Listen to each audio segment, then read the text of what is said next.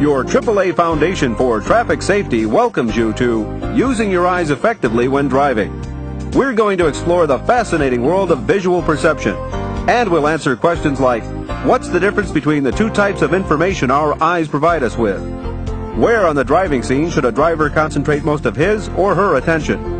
And what's the effect of alcohol on a driver's visual perception? The answers to these questions and more in Using Your Eyes Effectively When Driving. Welcome to Driving Safety. I'm Patrice King Brown. And I'm John Burnett. You know, the skill of safe driving is mostly in your mind. How well you think about what's going on around you. To think clearly and react quickly, you need information. And most of that information comes to you through your eyes. It's called visual perception, and it means your ability to notice many things at once. To get the right information to the brain, a driver's eyes have to move constantly, picking out the appropriate parts of the driving scene at the right time. Let's see how you can make sure you're using your eyes right when you drive. First, let's take a look at how a driver's eyes work. What's the difference between the two types of vision our eyes provide? Our central vision is concentrated in a spot that covers about 3 degrees of our visual field, and peripheral vision, or side vision, covers the rest. Now, as you can see here, the 3 degrees of central vision is a very small area in the middle of your total field of vision. But central vision allows us to make some very important driving judgments, like estimating distance and reading details in the traffic scene. Our peripheral vision, or side vision, is not as sharp as central vision, but it is more sensitive to light and motion. And that's a good thing, because it helps us detect events to the side that are important to us, even if we aren't looking directly at them. Events like cars entering our field of vision from the side, or warning lights on ambulances, police cars, and other emergency vehicles. Central vision plus side vision make up the entire visual field, the main source for the information that every driver needs for safe driving. And most driver mistakes are caused by bad habits in the way they use their eyes. Now let's take a look at the best way to make our visual perception work for us when we're driving. Because how you use your eyes will determine how safely you drive. Where in the driving scene should a driver concentrate the most attention? Most of a driver's attention should be concentrated on the vehicle's intended path of travel. There are 3 basic rules to follow in developing good eye habits for driving. First, aim high and look ahead, not down. The experienced driver's attention is focused on the road ahead, with the central vision following the intended path of travel. Second, keep your eyes moving. The good driver concentrates on selecting details in the traffic scene and on the distance between the car and objects ahead. Third, get the big picture. Search the whole scene, not just part of it. Check the rearview mirrors and behind you. As you approach an intersection, watch for vehicles and pedestrians moving in all directions, for traffic control devices, and for anything else that might block your vision or otherwise increase risk. Now let's see how these rules work in some actual driving situations. We know that driving is primarily a task of information processing. But in order for us to learn what visual cues are important for driving, we must be able to describe the driver's visual search process. This is a representation of a driver's visual field. The oval area in the middle of the field represents central vision. The grayed area surrounding the oval represents side vision. When we drive, our eyes move in a series of rapid, jerky movements. Between each movement, the eye pauses for a fraction of a second to another part of the scene. These pauses are known as fixations. Now, even though these fixations are very short, they give the driver's brain time to gather important information from the eye's image of the driving scene. Let's watch how the eyes of 2 experienced drivers cover the driving scene as they confront 2 potentially hazardous driving situations, negotiating a curve and merging onto a freeway. The same 3 rules that apply to training your vision apply here. First, aim high and look ahead, not down. The eyes of an experienced driver tend to drive ahead, typically sweeping into the curve several seconds before her car reaches it. 2. Keep your eyes moving. She uses the lane lines close to her car to maintain proper lateral position. And 3. Get the big picture. Her eyes select important clues as to how to maneuver the car, the curvature of the road, the condition of the berm, and the speed and direction of other traffic. Merging is another potentially difficult maneuver.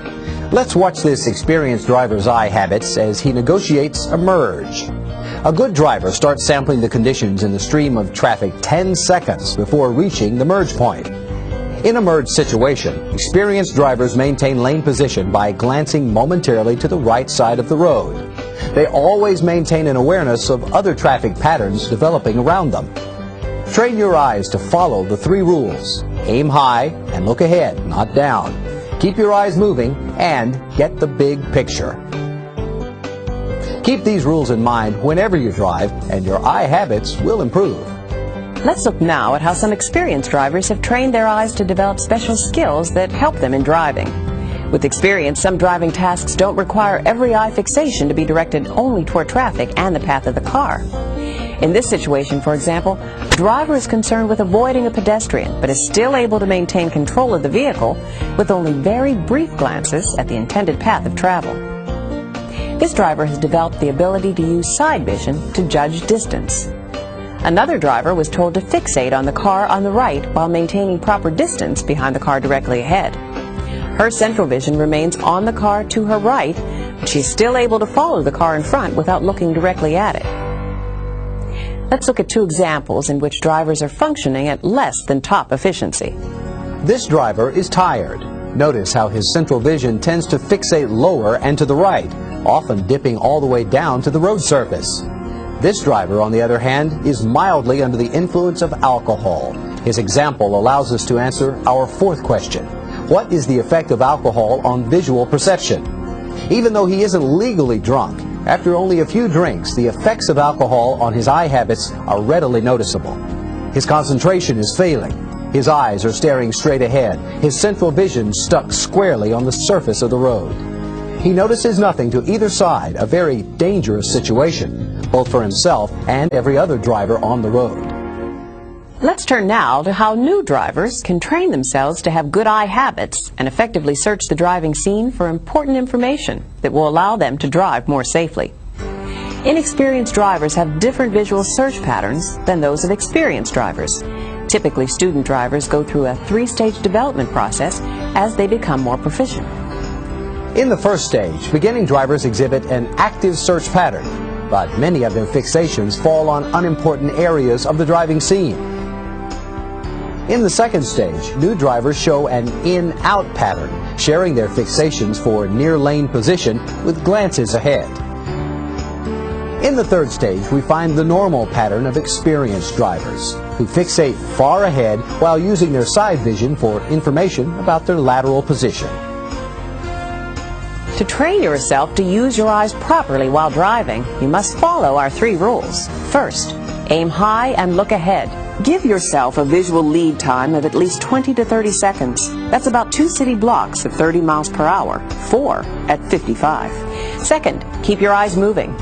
Roadway and off-road conditions are constantly changing. Search the scene for clues to these changes. Stay alert for changes on the roadway or potentially dangerous conditions that might require you to readjust the speed or position of your car. And third, get the big picture. Search the whole scene, not just part of it. Scanning helps you gather more information and keeps your mind engaged on the traffic scene, which reduces boredom and fatigue. Scanning also means checking your rear view and side view mirrors at least once every block in the city and once every 5 seconds in heavy traffic. Because of blind spots to the rear of and behind your vehicle, head checks are an important part of the scanning process. Always return your central vision to your intended path of travel and use your side vision for information along the edges of the traffic scene. Well, that pretty much wraps up our presentation on visual perception. Applying what we've shown you in this presentation will increase the efficiency of your eyes and brain in gathering and processing the information you need to drive safely. Remember, your safety and the safety of everybody on the road with you depends on all of us improving our skills at seeing and anticipating driving hazards. Thanks for joining us, everybody.